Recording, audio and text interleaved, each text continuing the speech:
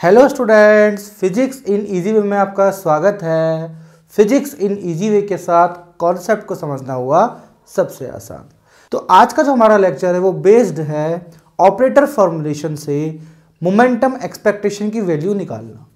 Operator formulation क्या है harmonic oscillator के लिए, उसके लिए मैंने एक लेक्चर बना दिया है जिसके जो लिंक है वो मैं आपको आई बटन पे दे दूंगा। आप उन लेक्चर्स को पहले देख लेंगे तो आपको बेटर समझ में आने वाला है। तो स्टार्ट करते हैं हमारा आज का लेक्चर। जैसे कि इससे पहले के लेक्चर मैंने आपको बता दिया है कि जो लोअरिंग ऑपरेटर होता है हार्मोनिक ऑसिलेटर के लिए, उसकी जो वैल्यू होती है √m⍵/2h x cap plus p cap iota upon √2m⍵h। ये कैसे ड्राइव होती है इसके लिए अलग से लेक्चर बन चुका है। अगर आप उनको पहले देखोगे तो आपको बेटर समझ में आने वाला है। ऐसे हमारे पास एक ए डैगर ऑपरेटर होता है जो कि होता है राइजिंग ऑपरेटर, यानी कि ये स्टेट को बढ़ा देता है और ये स्टेट को कम कर देता है। इन दोनों की वैल्यू सेम होती है, बट ये है कि यहाँ पर पॉजिटिव का साइन है तो यहाँ पर नेगेटिव का साइन है ना। ये ए है और ये ए डैगर है, मतलब इसी का एक ऑपरेटर का ही कॉम्प्लेक्स कॉन्जुगेट यहाँ पर ले लिया है। यहाँ पर आपका आयोटा है तो उसको यहाँ पर माइनस आयोटा से रिप्लेस कर दिया, जिससे उसका कॉम्प्लेक्स कॉन्जुगेट बन गया। अगर इन दोनों ऑपरेटर्स को माइनस कर देते हैं तो यहां पर मैंने इस ऑपरेटर की वैल्यू लिखी है, इस ऑपरेटर की वैल्यू मैंने यहां लिखी है और मैं इन दोनों को सब्ट्रैक्ट करने जा रहा हूं। सब्ट्रैक्ट करने में क्या होगा, सबके साइन चेंज हो जाएंगे, तो ये नेगेटिव का हो जाएगा, ये पॉजिटिव का हो जाएगा, तो और ये भी आपका नेगेटिव का हो जाएगा। तो ये सेम और नेगेटिव अपोजिट साइन की वजह से कट जाएंगे और यहाँ पे आपका जो ए ऑपरेटर है उसमें से ए डैगर ऑपरेटर माइनस हो जाएगा एंड यहाँ पर क्या होगा, ये भी प्लस का हो जाएगा, ये भी प्लस का हो जाएगा, इसलिए दोनों आपस में ऐड होकर ये डबल हो जाएंगे, यानी कि p आयोटा अपॉन √2m⍵h को उसको डबल कर देंगे। p आयोटा अपॉन √2m⍵h को डबल कर देंगे।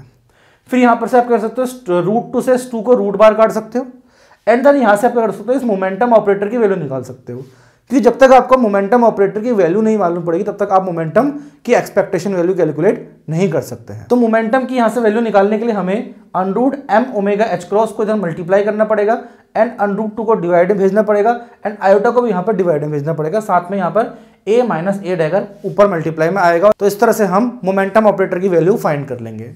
अब कैसे हम मोमेंटम की एक्सपेक्टेशन वैल्यू निकालेंगे, उसके लिए हम फॉर्मूला यूज करेंगे डिराक नोटेशन का। डिराक नोटेशन में मोमेंटम एक्सपेक्टेशन को हम रिप्रेजेंट करते हैं NP n से, जहां पर जो ये वाला ब्रैकेट है इसे हम बोलते हैं ब्रा वेक्टर एंड इसे बोलते हैं हम कैट वेक्टर। बेसिकली जो ब्रा वेक्टर होता है वो कॉम्प्लेक्स कॉन्जुगेट फील्ड को रिप्रेजेंट करता है एंड जो आपका कैट वेक्टर होता है वो आपके रियल फील्ड को रिप्रेजेंट करता है। इसलिए जो स्टेट अप्लाई होती है वो इस रियल फील्ड में अप्लाई होती है, ना कि कॉम्प्लेक्स कॉन्जुगेट फील्ड में।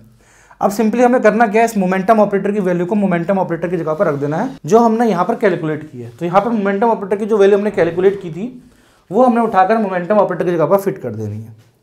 अब यहाँ पर जो कांस्टेंट वाला पार्ट है 1/i√m⍵h²/2, इस कांस्टेंट पार्ट को बाहर निकाल लेना है। कांस्टेंट पार्ट को जब हम बाहर निकालेंगे तो यहाँ बचेगा हमारे पास n bra a minus a dagger n ket बचेगा। अब सिंपली हमें यहाँ पर इस n ब्रा को हमें इस a से मल्टीप्लाई करना है एंड इस n कैट से मल्टीप्लाई करना है, यानी कि हमें इसको इससे मल्टीप्लाई करके इसके साथ यहाँ पे लिखना है एंड देन फिर हमको इसको इससे मल्टीप्लाई करके इसके साथ यहाँ लिखना है, यानी कि हमें पहले n को अलग करना है, देन हमें n a डैगर n को अलग करना है।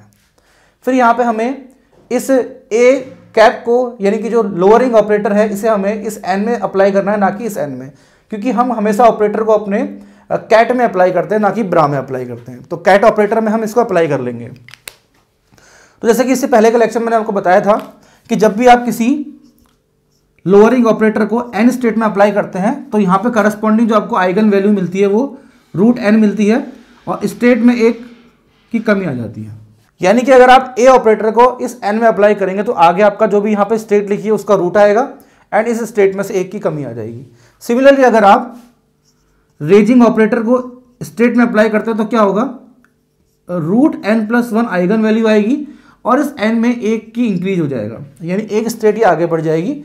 तो सेम यहाँ पर अगर हम अप्लाई करें, यानी कि जैसे अब आप इस a ऑपरेटर को इस n में अप्लाई करेंगे तो यहाँ पर इस n की वजह से यहाँ पर √n आएगा और इस स्टेट में एक की कमी आ जाएगी, बिकॉज ये क्या है, लोअरिंग ऑपरेटर है।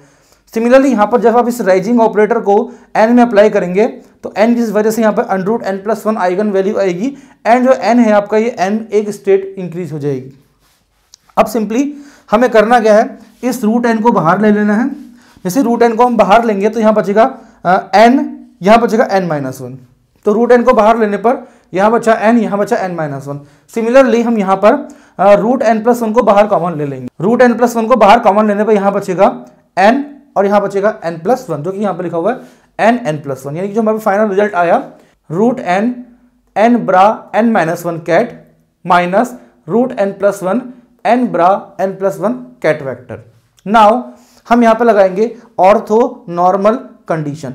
ऑर्थो नॉर्मल कंडीशन के अकॉर्डिंग अगर आपकी स्टेट सेम है, सेम स्टेट है तो उसकी वैल्यू 1 होगी, और अगर आपकी स्टेट डिफरेंट है तो उसकी वैल्यू 0 हो जाएगी। यानी कि यहाँ पे अगर मैं देखूँ इस जो आपका ब्रा वेक्टर है, जो कैट वेक्टर है, उनमें अलग अलग स्टेट है। यहाँ पे n स्टेट है तो यहाँ पे n माइनस वन स्टेट है, जिस वजह से ऑर्थो नॉर्मल कंडीशन के अकॉर्डिंग इसका आंसर 0 हो जाएगा, इसकी वैल्यू 0 हो जाएगी।